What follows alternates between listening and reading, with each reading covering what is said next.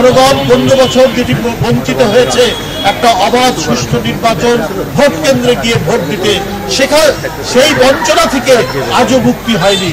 আজও এই অন্তর্বর্তীকালীন সরকার শেখ হাসিনার মতোই নির্বাচন নিয়ে টাল বাহানা করছে। সুতরাং অনেক ক্ষেত্রেই হাসিনার আমলের চাইতে কেন জানি অন্তর্বর্তীকালীন সরকারের অনেক বৈশিষ্ট্য মিলে যায়, এটা জনগণ প্রত্যাশা করে।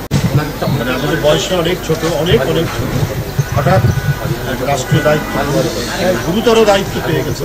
এই জন্য কথাবার্তার ভারসাম্যহীনতা রয়েছে। সে তো আদালতের রায় নিয়ে কাজ করছে, সে তার শপথ নেওয়া কথা, কিন্তু সরকারের পক্ষ থেকে গায়ের জোর। তাহলে চট্টগ্রামের যে আমাদের সাদা, সে কি করে মেয়র হতে পারবে? সেও তো আদালতের রায় নিয়ে মেয়র হয়েছে। যদি একই আইনে যদি সাদাত হতে পারে, তাহলে ইশরাক কেন হতে পারবে? এটা হলো জনগণের জিজ্ঞাসা আমার।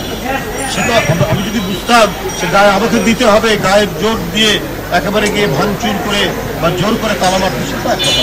তার কাছে তো আদালতের রায় আছে, আইনের পদ্ধতিতে সে গিয়ে দেখছে যে আইনের কাভারেজ থাকার পরেও, আইনসঙ্গতভাবে সে যাওয়ার পরেও সরকার গায়ের জোরে তাকে মেয়র হতে দিচ্ছে।